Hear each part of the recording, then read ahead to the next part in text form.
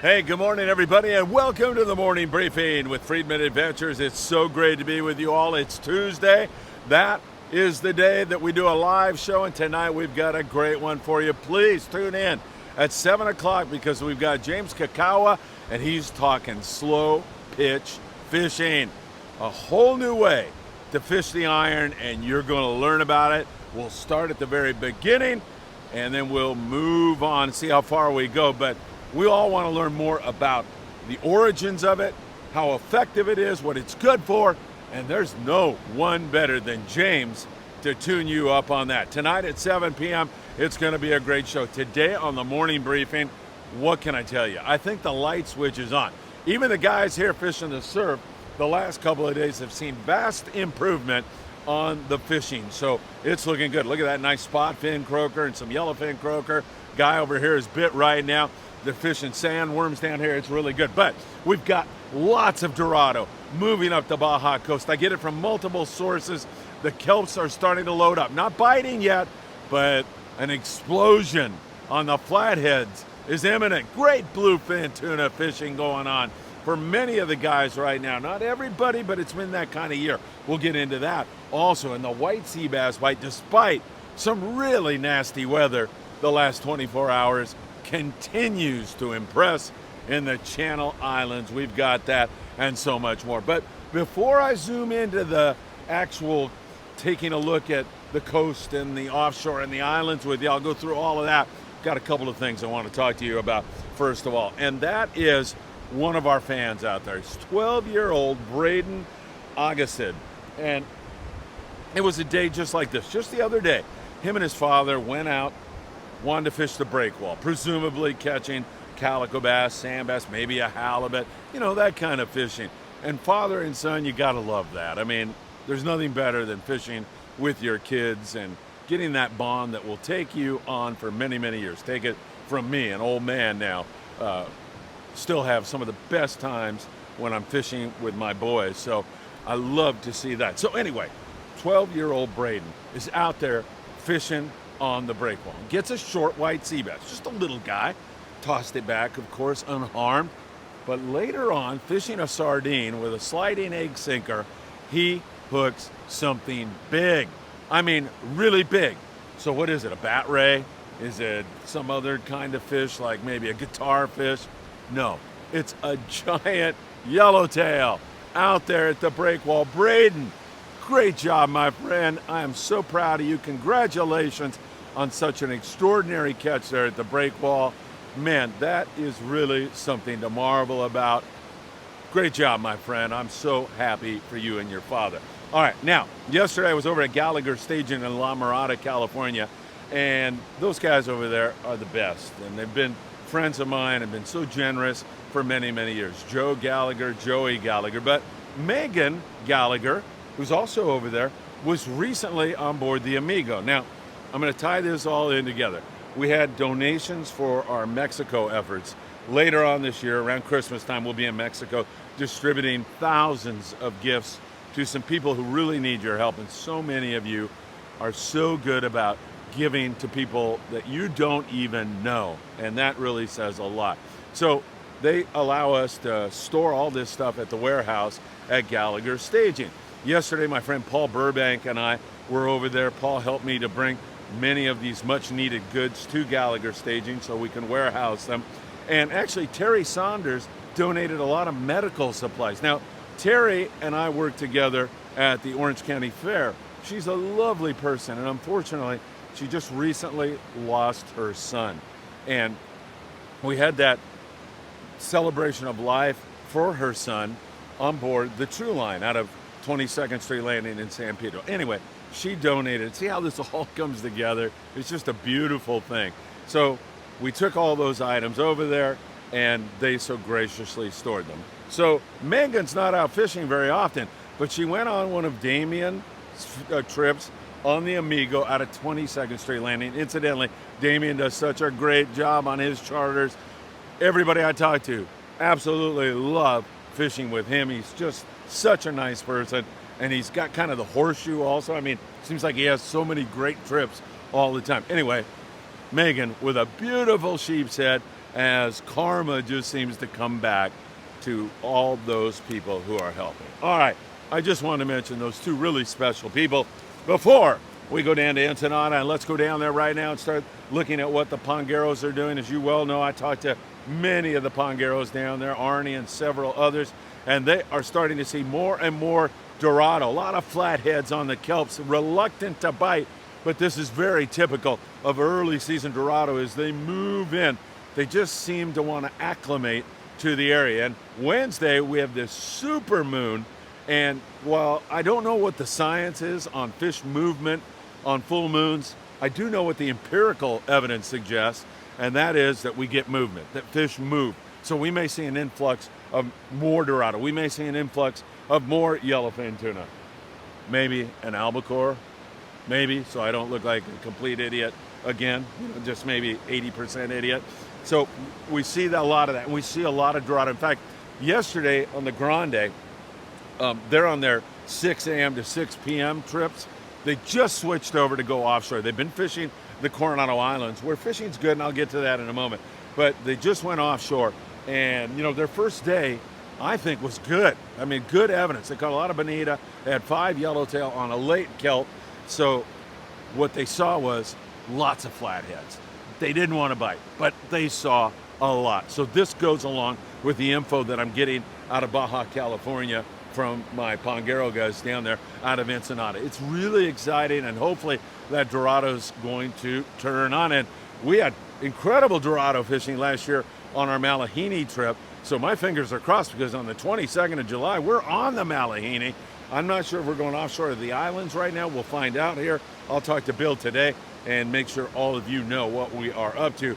But it really looks good, looking good. And the Grande, their first day offshore, that's a tough one. I mean, you need to get some coverage. You need to get kind of figured out where fish are. And for their first day, I'm very encouraged with what they saw. So that is looking good. Those warm water species down at about 90 miles. Josh Schulman had a nice yellowtail on board the Old Glory. They went a long ways, I think about 90 miles, had 30-something yellowtail. So those kelps are hit and miss. That's the very nature of kelp patty fishing.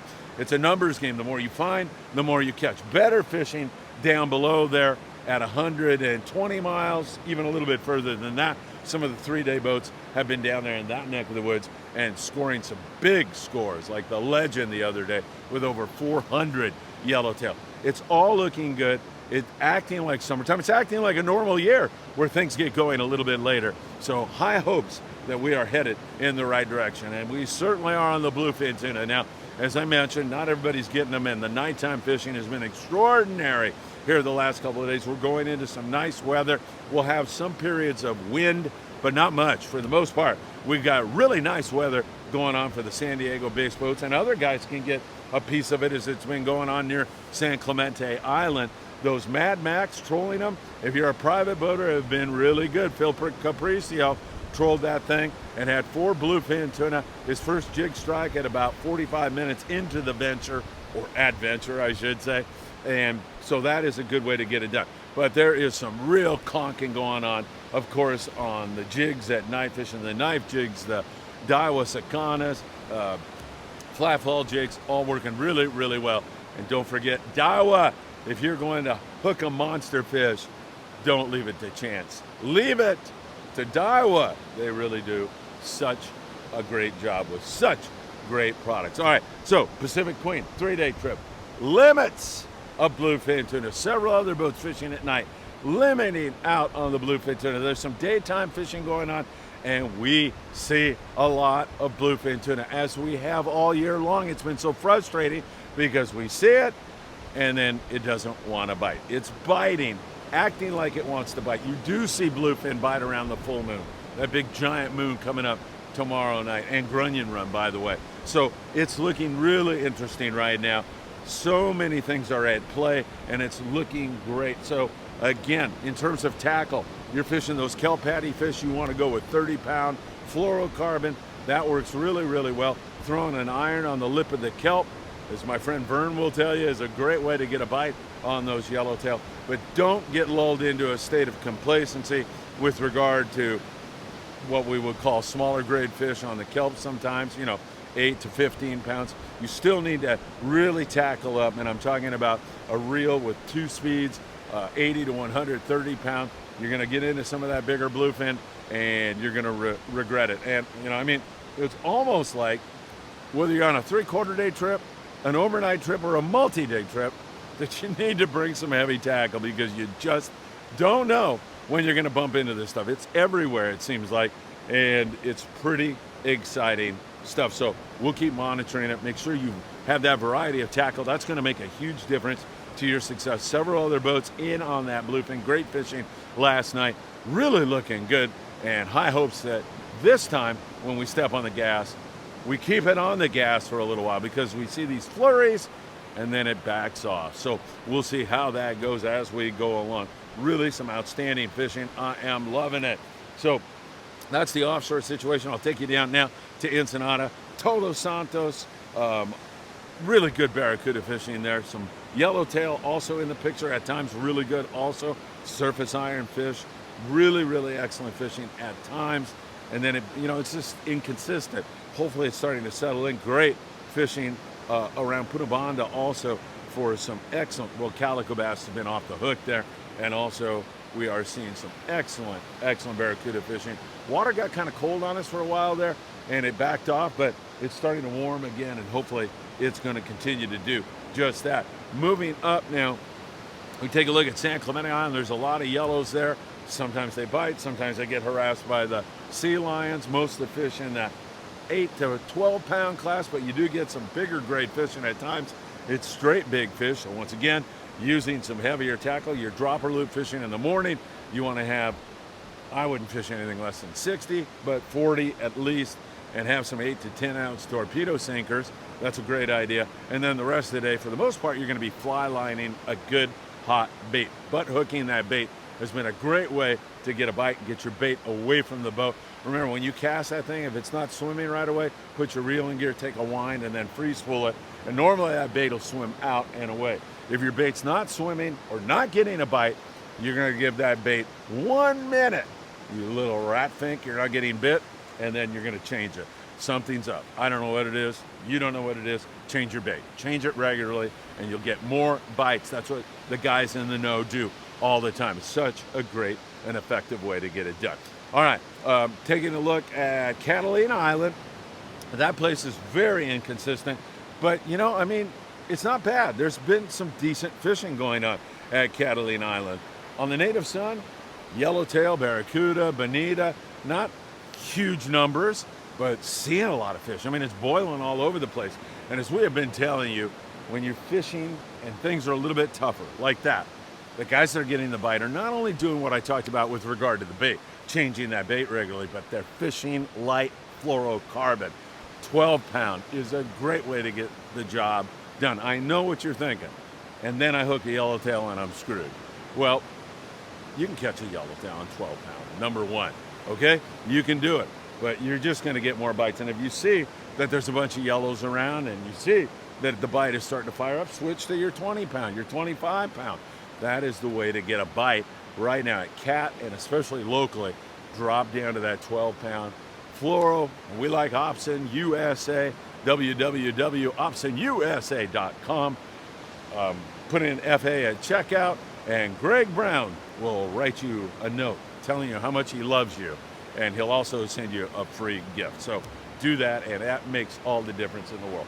What can I say about the Channel Islands? I was ready to write it off for like a 24-hour period, because I mean, it was just nasty up there. Incidentally, their weather's coming down, and it looks good for the week to come. They're going to have a few periods of wind, but not like what we just went through. And they were all over the sea bass again.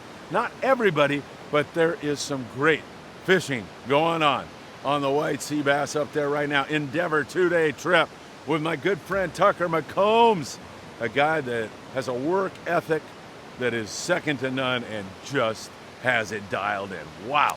Limits of white sea bass on board the Endeavor. Tremendous trip. On board the Mirage, another huge trip. 22 guys, 66 white sea bass. Let's go to Santa Barbara. They're all fishing the same zone, by the way, pretty much. The Coral Sea, 22 guys, 58 white sea bass. Some guys just got a little piece of it. Many guys had scores like that, and that is as good as it could possibly get. That place, the Channel Islands, you have been able to bank on it for the last several years, and I don't see it slowing down up there. Every single time they get a stretch of good weather, and even when they have crappy weather now, it's biting up there. There's still plenty of squid. You can fish dropper loop. That is one good way to get it done. 10-ounce sinker, big 6-0 hook works really, really well. We like those blacktail hooks. They are outstanding. They work really, really well. But once again, dropper loop kind of limits you in terms of coverage. I mean, you're fishing one area, and when it's wide open and sea bass are crawling all over the place, it's a good way to go. But Steve Bermudez the other day mentioned that he fished that 3-ounce lead head, made a long cast, and then just wound it back slowly. So he covered so much more ground, and that is a very effective way. He said he just wound on it until his rod loaded up.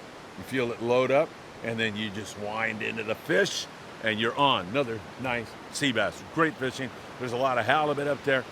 It just simply can't get much better than it is right now. I'm talking outstanding fishing up there in the Channel Islands. All right, let me take you along the coast and tell you that water kind of dropped in many different areas. Perhaps the best coastal bite is up there around Ventura, or kind of. I mean, it's out at the islands also. Get to that in a moment. But as I mentioned, there's barracuda down there in Ensenada, San Diego, rockfish, few calico bass, all based on water temperature. It seems like lighter line is going to make all the difference in the world to you when you're fishing locally. So keep that in mind. Up here in the Long Beach area, picking at a few bass, nothing wide open. Seeing a little bit of barracuda around again. So hopefully that bite's going to get going. A lot of guys fishing the sculpins. Up in the Santa Monica Bay, they've had some hits on the barracuda out of Redondo. A little bit slower yesterday. Same thing out of Marina del Rey, so they fall back on good rock fishing up there. Now, we get you up to Ventura, and the Island Spirit had a great day. They concentrated their early morning efforts, Cody Rogers, on the coast where they caught some whitefish and sheepshead and rockfish, that kind of a thing. And then they popped over to the island where they had 66 barracuda, and there are barracuda crawling all over the place up there. Really good signal on barracuda. They are not biting as much fish as you're seeing. You think it would be even more of a bite. So that's going to settle in also. And this is all very typical. Fish moving in, settling in, and then they get on the bite. It's good to see that gar up there sticking around a little bit, and no better way, as my friend Jeff over there, Jeff Yeomans at 540 Slingers will tell you, than a surface iron for barracuda. Tatty 45 will rock your world when you take a few winds on it and feel that barracuda bite that thing. Man, it's such a great way. When you're fishing the iron, remember, you don't rear back on the rod to set the hook. You just wind into it. Wind, and then you've got your fish, and that is such an effective way. Cody Rogers, Island Spirit, doing a great job up there out of Santa Barbara Sea Landing. They get a piece of that gar every once in a while. And once again, they have copious amounts of bottom fish for you. So that is also really, really good. All right, the surf, seeing more of these spot fin croaker. I saw that lovely one behind me, which makes me wonder why I'm talking to this stick here this morning. Some of the people walk by here and go, uh-oh, there's that crazy guy. He's talking to the stick again. So anyway, those fish, spot fin, are on natural baits. You'll catch them on a lure every blue moon. But most of the time, a sandworm, which you can dig up right here, ghost shrimp, sand crabs, very effective bait on those spot fin. And there's been some big ones around. A lot of fun. Up and down the coast, we're seeing more and more yellowfin croaker, which is a good thing. Now, those you can catch on a chrome crocodile or a Castmaster. That's pretty fun fishing.